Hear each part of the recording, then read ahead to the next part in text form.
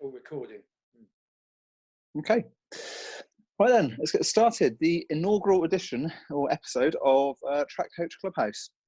The idea with this podcast, we're a group of coaches from Tonbridge Athletics Club. The idea was to reach out to coaches at a club level, because I think there are loads of really good resources, so that's masterclasses, conferences, webinars, lots of great other podcasts around that give amazing content and material. But one of the comments I see all the time is, how does that apply and how is that relevant in a club setting? So when you're not a full-time coach, that you don't have a day job that you're working around, when you don't have sports scientists on tap, you don't have these amazing facilities, how do these podcasts and things from these top coaches, how are they relevant? Because I think a lot of the time they are, but I thought that was something we could explore in this podcast. So to introduce the team, let's kick things off. We've got Mark Hookway, track coach extraordinaire from Tonbridge, led the endurance revolution. So I'll let you talk a bit about yourself, Mark. Oh, thanks very much, Andy. Yeah, Mark Hookway, Tonbridge AC stalwart. I've been around since 1975, so yeah, quite a few years now. Started as a young athlete at 14 years old and have continued to compete in various guises till I was about 42, 43, something like that. And then I decided with a colleague to turn to coaching, which we did about 2002, 2003. And we started with a very small group of youngsters, probably around the age of 11, 12 years old. Both our sons were involved at the time, and gradually built it up from there. I've been through all the age groups with them till we got to seniors, where in the meantime I've been team manager of Southern Men's League team, UK Young Athletes League team, Junior League team, and still maintain the role of team manager for the winter, which is cross country and road for all age groups, and try and coordinate that. Surrounded by a team of coaches involved in the distance running, all ages we do. It's built up to, 300 distance runners at the club, probably, all ages and abilities. We compete on road, track, cross country. My own son, who started back in, when we started coaching, he's now a decathlete, having had a go at 800 meters and various other events over the years, and he trains alongside Lewis, so we're going to talk to him in a minute. And Dawn, my wife, came on board quite a few years ago and is now, let's say, a top official, goes to the big meetings, the national and international meetings, as well as the local competitions. And she also helps with the introductory group at the club, with 9 and 10-year-olds training on a Monday and a Wednesday night. So I suppose what got me into coaching was a bit of disillusion with my own running at the age of 43. I just about got to the veterans rankings, but knee operations, including the last one, which was about 2008, which was what they call an osteotomy to try and relieve pressure on an arthritic knee part, was the end of my running career. So I try and keep fit in other ways, but I can't run myself. And outside of Tonbridge AC, I do a little bit in all sorts of areas of the sport, help put on some races, work alongside the British Milers Club a little bit, and that sort of thing. Just really keen to get involved in anything that's quite new and might influence changes within the sport. So that's pretty much me, I think. Right, and so we've got Lewis with us as well. Now, Lewis Church, you the name people may recognise more from your competing side of things, which obviously you're still competing as a very successful decathlete yourself. But obviously you started coaching yourself in the last few years. So you want to tell us a little bit about that? Yeah, so I joined the club in 2009, and obviously just went through all the ranks and then became a senior athlete. And once my coach, David Hull, retired, I effectively took up the mantle and started making sessions for the group. And it's evolved and changed more into a multi-events group since then. But yeah, we've got a group of predominantly seniors and vets. We're all quite independent. So I coach some of them directly, some of them indirectly. And yeah, we work it out through that, really. It's sometimes difficult to balance the coaching and the competing side. And I'm getting a few more little roles in the club and just immersing myself in it at the moment. Still trying to find my feet coaching, I think. It's a long process. People don't realise. Absolutely. Yeah, so might have been 3 years now. I think I've been coaching, or maybe 4 years now. It goes quickly, doesn't it?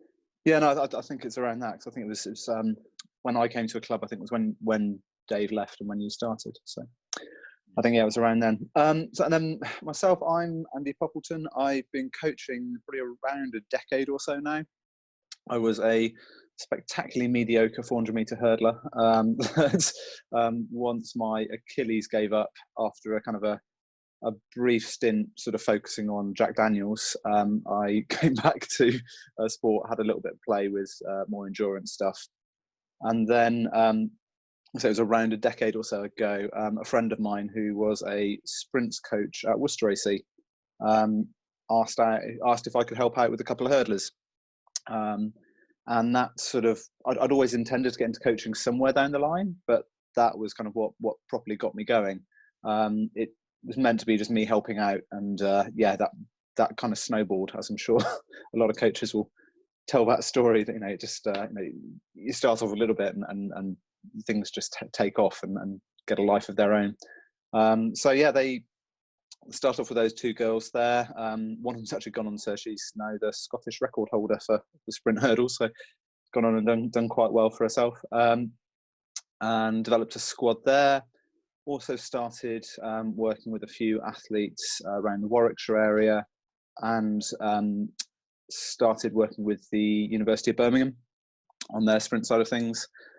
And then life took a change and I moved down to the southeast and started for a little while. I was sort of coaching remotely, and then decided to actually take the plunge and commit to life in the southeast and look for a club and build a group down here. So that was about 3 years ago, 3 or 4 years ago, and been building a fairly successful little sprint group out of Tonbridge, and it seems to be taking off. It's still relatively early days. I think it takes a while for a squad and a group to really sort of find its identity, but we're doing okay. We should probably mention, Andy, what we do in our other lives, because we're all at completely different ages. I'm lucky enough to have retired about 10 years ago, so I can focus pretty much all my time on coaching. But of course, Lewis is just starting out and sort of weighing up his competitive career against his coaching and building a life otherwise. And you're immersed in a young family and a career, which does have an influence on everything, doesn't it? Absolutely. I think I'm quite fortunate with my job in that. So I'm a lawyer, but where I work, I think they're very good at. I think, as with any lawyer, there's a lot to do, but they're very sort of outcome orientated. So as long as the job gets done, if I'm leaving to go coaching, and then I'm going to be logging back on at 10 o'clock at night and do a few more hours work, as long as the job gets done, I think everybody's happy. So that's fine. And then the other challenge is having. I've got a 3-year-old. He obviously takes up quite a lot of time. Obviously, it's a pleasure. I quite like having my child, so it's no chore. But yeah, the reality is that does impact on coaching. There are times, particularly in the summer, he comes along and plays in the sandpit and things while I'm coaching. But that does impact on things. And I did cut back on my coaching a bit once he arrived. But yeah. So anyway, what I hoped on, I'd like talking about today on sort of this first episode.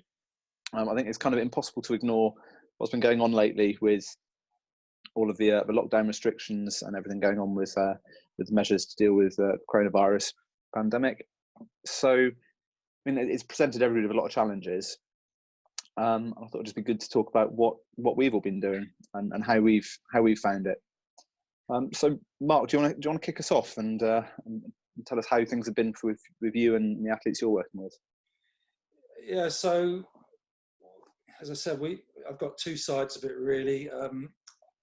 I work at the club as sort of coordinator and team manager for probably 300 distance runners, but actually in the group that I'm involved with, there's probably 60 or 70. Some are based away remotely anyway, a lot of the time through work or mainly through university. So we're used to not seeing them all the time. But of course now things have changed. It's been quite interesting to observe people. I think one of the main aspects is it's easier with distance runners than it is probably with the sprints, hurdles and multi-events. We've got quite a lot to motivate us anyway. There's so many different places you can go for a run. Certainly the area we're in, we're blessed with, cross-country routes and things like that, fields, open space, a bit different from being perhaps in London.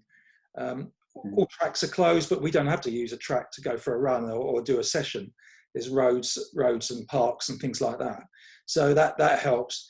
And also with things like GPS watches, Strava, Garmin Connect, all these things can help motivate you. And even some sprinters I've seen sign up for Strava who never would have done before. So I think we're in a good position. So we can set ourselves little challenges sort of remotely, online, virtual, whatever you want to call them. And there's been some good races. I mean, there was even a national road relay for distance runners, run over 5K legs, where teams of 12 were put together, almost like you were going to Sutton Park to do the actual event. And that really, it wasn't so much because GPSs are always a little bit inaccurate, depending on the loop running and stuff like that. But it just really generated a lot of interest and engagement and banter, for want of a better word, between groups at clubs and also across clubs. And I think that really has helped. I don't know that I've been really impressed, because I think as a runner, I would go out running every day and vary it anyway. So, yeah. But everybody has. I've not had one instance where somebody is downhearted or really, really sort of depressed about it all and stuff like that, because the weather's been quite good and they've been able to continue to keep fit. And we've got everybody from, not Joe Jogger, but we've got everybody from 25-minute park run runners to James West, who's in America at the moment, training hard at altitude and probably missed the chance of having a stab at going to the Olympics, at 1,500 meters. So the psychology is different for everybody, but everyone's cracked on. What I've found most interesting at this particular time is I've always felt that whatever instance you're in, you've got to try and stay positive. If you descend into negativity, it's almost a fait accompli. You're talking yourself into that, and there's that old thing about control the controllables. So we just have to sort of crack on with it and do what we can to stay fit, stay motivated, and be prepared to up the game as we get near a competition. Yeah. The other aspect, of course, with distance runners, it's a bit like sprinting or multi-eventing. You can train all year, and then you can pull a hamstring in April, and that's you scuppered for quite a long time. With us, there is always something to look forward to come back to, and I think that changes the psyche quite a bit. I was going to say, because presumably, have you shifted the focus maybe more to, well, it's a question really, I suppose, rather than a presumption. Have you shifted the focus more to getting ready for winter work, or are you treating it more as what you would normally be doing this time of year? Well, I think there's two sides of it. It's the physical side and the mental side, isn't there? It's when you say if it was pre-winter work, you might be doing a lot of sort of base work, lots of runs and things like that. But at the same time, to just continue to do that, having been through it all the winter, is tough. So, for example, say we had a session like 600-800 scheduled off, I don't know, 2 minutes, or we even had like 3 or 4 times a mile off 4 or 5 minutes would be coming up as you're really going to get ready for a fast 5,000 meters. We're probably saying to them, well, maybe do 1 or 2 more reps, incorporate it in your run, just increase the pace. You haven't got the same intensity, maybe reduce the recovery, that sort of thing, just to break it up. So it's almost becoming more like a fartlek type run, rather than an intense focus session where you're really worried about the times you're hitting and stuff like that. But one key thing I wanted to say, which probably doesn't just apply to athletics, and this is, I've noticed so much the difference in how engaged people are and how much feedback you get. And particularly with those in their 20s, my experience is either I'm not good at encouraging them to give feedback, or they just seem on a different planet sometimes. And I spoke to other coaches about this, and I spoke to one coach. He's got a group, probably 7 or 8 athletes. That's it, all established seniors. And I said to him, "How many have contacted you just to see how you are? Or, in amongst any communication you're sending out?" Not one. And I'm not surprised. I'm a bit like Sherlock Holmes. I keep an eye on Strava, social media, everything else, and just message them occasionally. And some are really good, but some are appalling unless you contact them. And that is something that is accentuated in these times. Yeah, I do think it's interesting that you hear so much about sort of the teens and in their 20s, everything glued to their phones. People don't seem to use it to communicate very much anymore, do they? No. I'll stay out of this one, shall I? I'm sure you're an exception, Lewis. I want to say, even with our group, we're mainly seniors, and we catch up once a week and do a circuit together on Zoom. But there's not extensive information being switched between us. Yeah. So Lewis, how have you found it on your side? I mean, Mark already alluded to it, that the challenges that arise for power athletes, where kind of going out for longer runs, which that's a backbone of what an endurance runner might be doing. That doesn't necessarily lend itself as easily to sort of the programs you'll be setting, where facilities and equipment come into play a lot more. So I found that basically you can't do anything that's anything specific at all. Almost like you can't do anything that really replicates the event for, well, I'd say 7 out of the 10 decathlon events.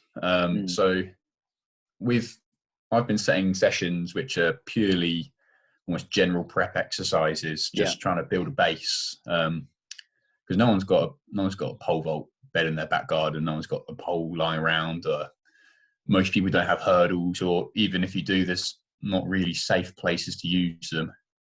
So it's been difficult getting specific exercise in, but I looked at it and thought, well, maybe we don't really need it at all, because by the time we start competing, we may be doing a decathlon or maybe some open meets, but what does it really go towards? Might as well spend longer getting the basics right. So haven't dwelled on it too much, not being able to do specific events. It's just the enjoyment factor you miss a little bit of being around with your friends. But I think from what I hear, everyone's getting on with it, and everyone's almost adopting like an endurance kind of lifestyle at the moment, because you want to be seen to be doing hard work, which might not necessarily be the best choice.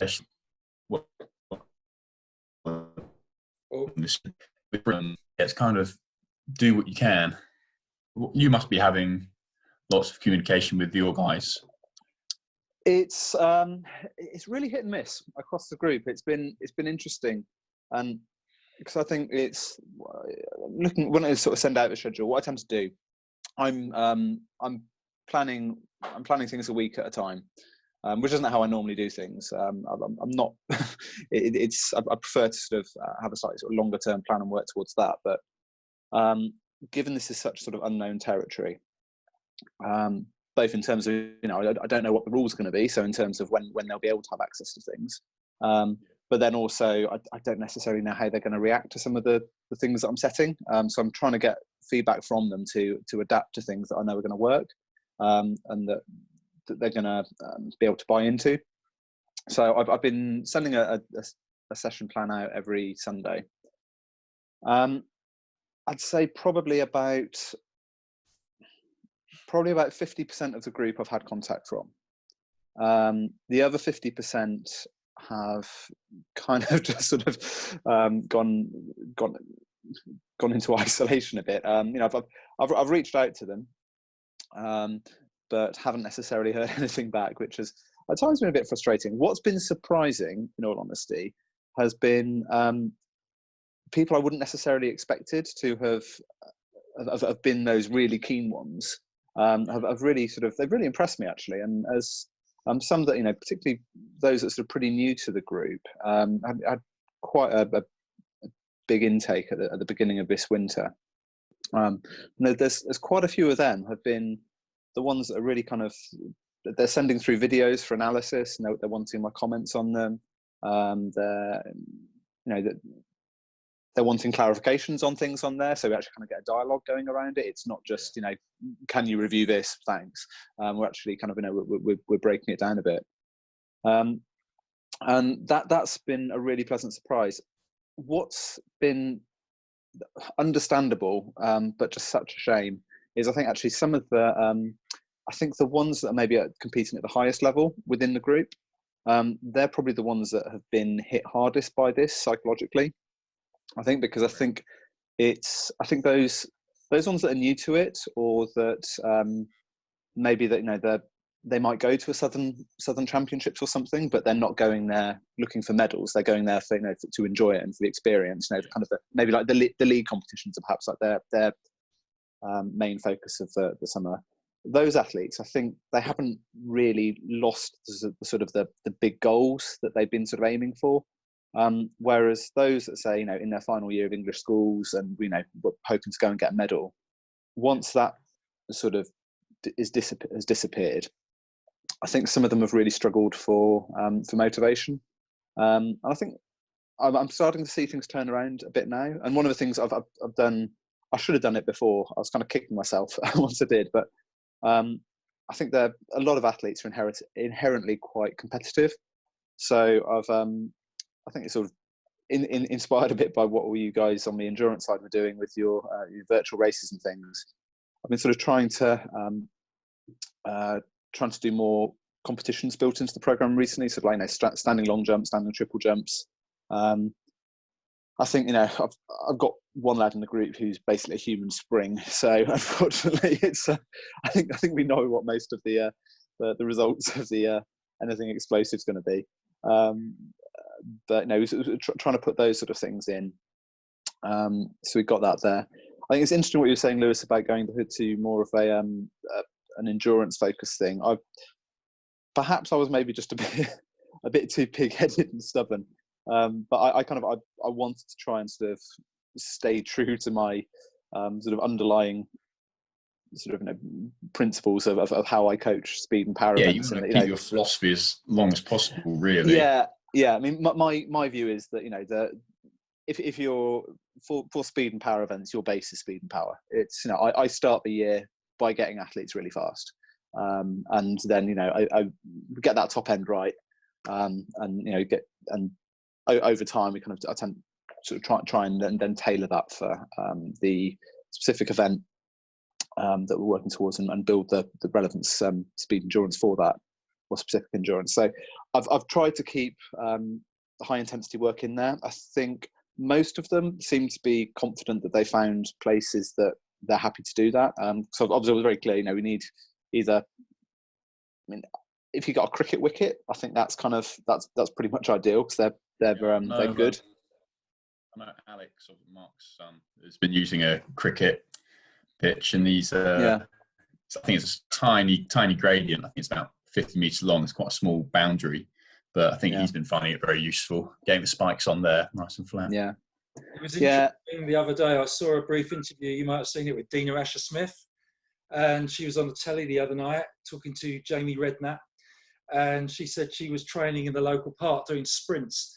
And this old lady came up to her and said, "Oh, you look quick. You ought to try it." But the thought of somebody like Dina, who's she always comes across very positive, and she is clearly adapting. And I think sometimes somebody like that has the confidence, whereas perhaps younger athletes don't have the confidence necessarily in what they're doing, and therefore the thought of going to a park and doing some sprints or a cricket pitch sprints is a little bit of a hurdle to overcome, probably mentally, isn't it? Because runners are used to going out and doing stuff in strange places, hills up, roads and stuff like that. But sprinters perhaps not so much. It's certainly young ones. It is a strange sight when you see someone not just running around the park. You expect to see a runner. Well, I went to the park today and did a plyometric session. People walking past, very confused. I'm just jumping up and down on the spot. So I can see if you lack a little bit of confidence, or you get affected by what you think other people think of you, you might shy away from things like that. Yeah. I think the resources side of it has been a bit of it's challenged me as a coach actually to be a bit more sort of creative in terms of varying sessions I've got. So the strength things that we've got on the program, I've done that. I think I've got for any strength session on there's 3 different variations, because there's a few of them actually have access to not a full commercial gym, but kind of garage gyms and things where they they've got barbells, they've got racks, and that they can do bits in there. So for them, we can kind of keep it pretty normal to what we'd be doing anyway. Then there are others that have either some dumbbells or some kettlebells, so we've got a variation for that as well. And then then there's those that don't have anything, so we've just got sort of body weight exercises there. So but then it's again with the body weight side of things, it's been so much stuff on social media that I think it's great that there's all these things coming out there where people are encouraging people to get active and do things, but it's all very much just sort of general strength endurance circuits where I think the most common example is probably like the Joe Wick stuff in the morning, which, don't get me wrong, I know it's presented more for kids and things, but you look at some of the stuff that's targeting adults that sports centres are putting out and things, and what they're doing isn't fundamentally that different, and it's just having your heart rate up for a long time and doing some lots of low intensity exercise. And I think a lot of, as you were saying, Lewis, people want to feel like they've done work. They feel like they need to be making the most of this and doing stuff. And for a lot of people, that means feeling out of breath and just feeling worn out. Whereas, I've only just learned the last few years that that's not the aim every time. Yeah, absolutely. But especially for where you're looking for that high level of power output. So, I think of the 2 sects I've got, one is, none of them I'd say are like kind of purely on the strength endurance side. They are also slightly more higher intensity, but one of them, I'm sure, if you were to have that person go in the park and do the circuit, not suggesting they do go to the park, but if they was going to do a sort of traditional sort of boot camp type thing, people would be like, okay, fair enough, I understand what they're doing. If they saw the kind of the one that I've set for Thursdays, where it's it's some jump squats and things like that, and 10-second bursts of really high intensity things, people would look at it and think, okay, that person's mad, what are they doing? Yeah, because it's not a keep fit regime, it's much more specific for what their requirements will be. Yeah, absolutely. Just quickly, I've been pondering what Lewis said very early on. What are the 3 events in the decathlon that you can train for? Obviously 1500 meters, I would say, is one. 1500, I think 400 as well. And, well, for me, I'd say javelin, just throwing a cricket ball around. Oh, right, okay. Things you can actually... They're like the 3 events that I feel like I can actually probably make progress in whilst not not at the track. Everything else would be maintenance and just building a big foundation to hopefully then do something with. Yeah. But yeah, obviously 1500. Hopefully, when we come back, everyone's going to be super fit and run a low 4 minute. It'd be interesting where the sort of balance of points being scored. If like kind of the day that lockdown was lifted, if you were to have a decathlon on that day, sort of how it would shift. It's like suddenly everyone's scoring big on the. I don't think I'd break 12 for the 100. I think I'd be a whole second slower. But yeah, it would be interesting. It's interesting the different approaches though, because having spoke to James West, who's currently at Flagstaff in America, I mean, he's been training quite intensively still. You know, I mean, they dropped a 224,000 meter time trial the other day at altitude, and his sort of attitude, and I can see it, is that, you know, you're a young guy, you're progressing another year, you've done a full year of endurance work anyway. The Olympics have been postponed, so have other championships. Why would you not try to touch base with that sort of stuff, track work again? Because it's part of your general progression across the years. Rather than if you perhaps took the other attitude of, oh, it's a year totally off and I'm sitting back and just going to plow away, just doing loads of runs, you know, keeping fit generally, and so obviously doing conditioning work as well. You know, will you have missed a trick in terms of progressing certain aspects of what you need to be an overall really good middle distance runner? I think you've just got to. Can't hear you. Unless. Oh, can you hear me now? Yeah.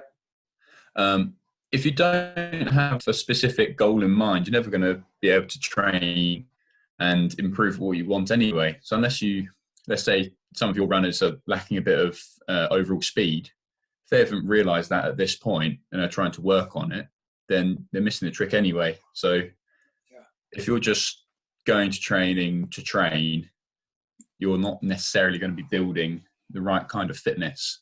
So with our group now, we've all got our own individual aims, and I don't necessarily know what some of the weaknesses are with people in the group, but most of us are just trying to become a little bit stronger, a little bit more robust, so we can actually put down more power. We can work on how quick we can react to the floor when we do go back on track. So we're just trying to set ourselves up the best way possible at the moment. I imagine that's hopefully it's what everyone's doing at the moment, trying to set themselves up the best way possible.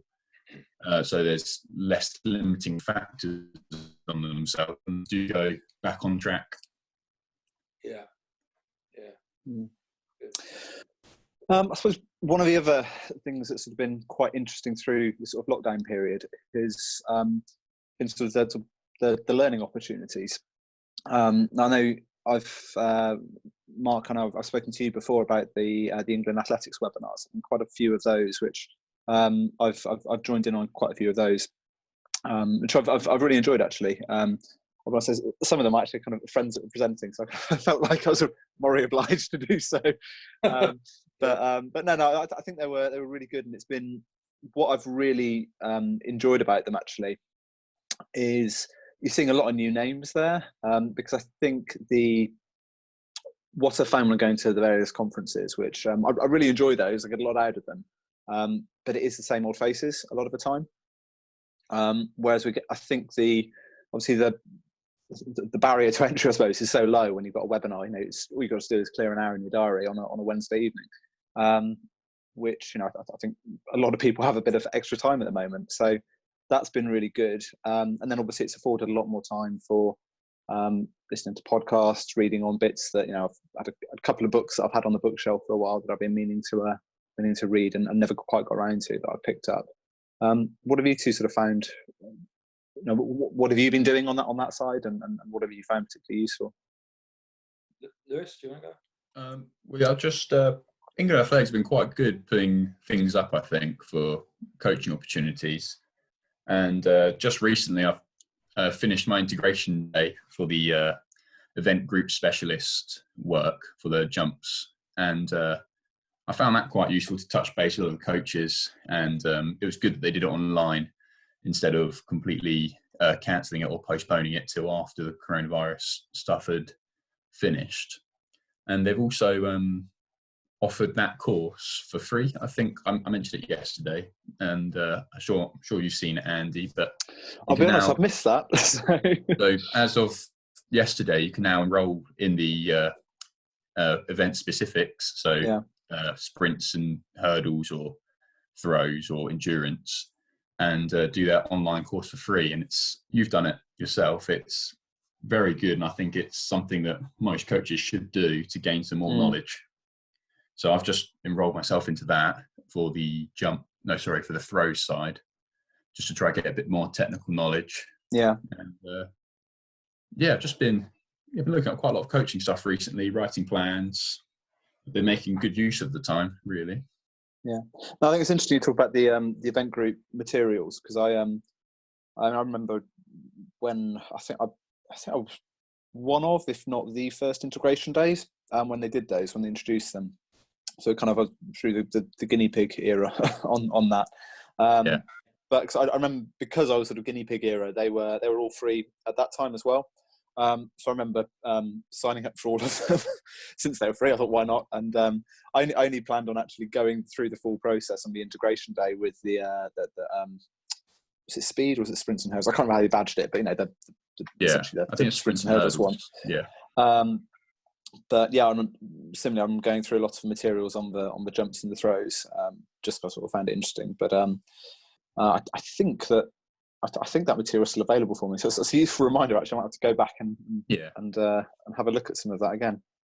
They've moved everything onto Athletics Hub, which is quite useful now. You get to keep all of the courses you've had information for stay on there. I just quickly found the email, so I'll list off what they're actually offering for free at the moment. It's Clean Athletics Awareness course, Disability Inclusion Training, Event Group Online course, which is only available to coach level coaches only, Mental Wellbeing in Sport and Physical Activity, and then Prevention of Bullying in Sport. So they're all free courses. You can sign up to them. I just thought it was a very good thing to have on there, especially as they're resources you'll always have on there once you've done them. Yeah. So I finished my course about a year and 3 months ago, and I didn't have an integration day up until this year in April. And so I've been going back over all of the stuff I learned initially, just to refresh, and makes you realise how much you forget and how much you miss out of your training programs and things you sometimes forget to consider. So it's very useful having it on there. Yeah, absolutely. How about you, Mark? Yeah, I did attend one of the England Athletics webinars. It was one with Tom Craggs on the endurance.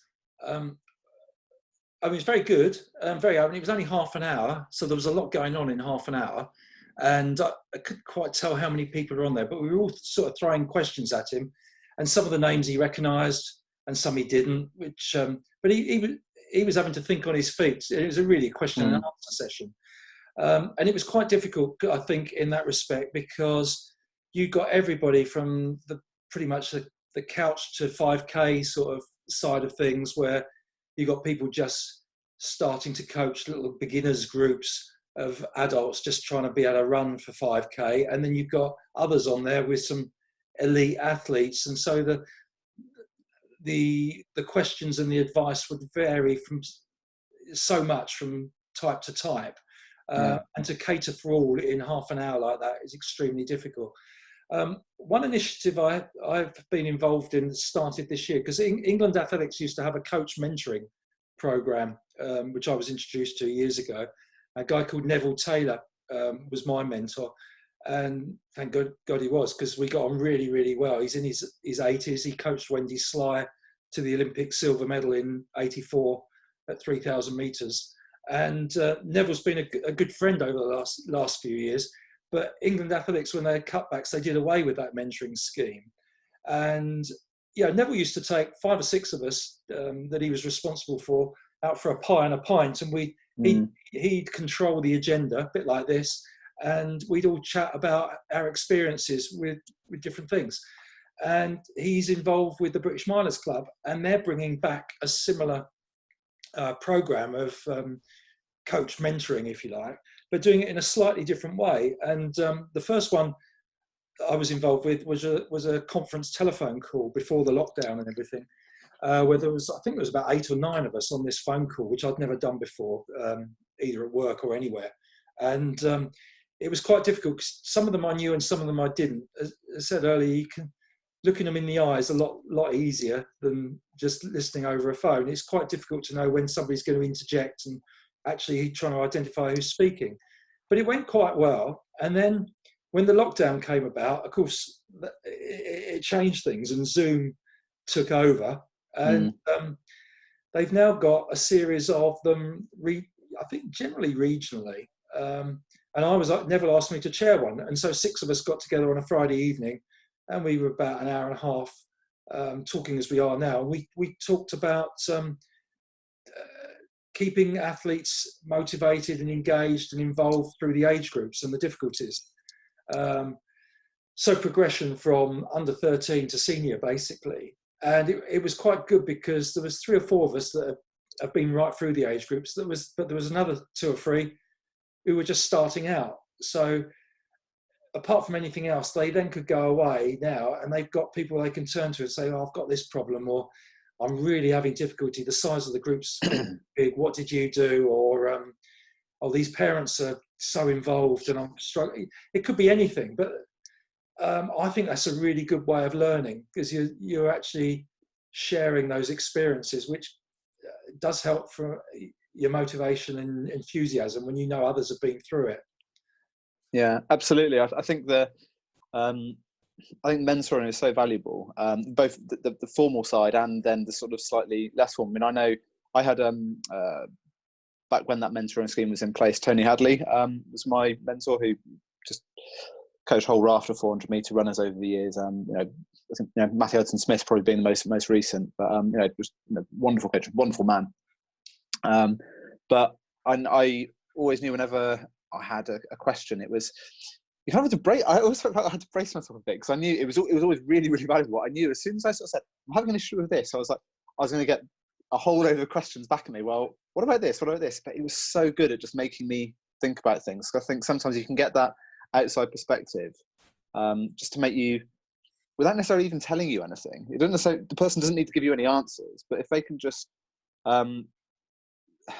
reframe the problem and pose different questions at you, they're going to help you find the answer yourself. And I think I got so much of him out of that. But similarly, that's why I like the conferences so much, is you can kind of end up on a dinner table and you kind of get that same sort of thing at an informal level, which like you were saying with your Zoom calls and things, Mark. It's just having a whole bunch of people to bounce ideas off and share experiences with.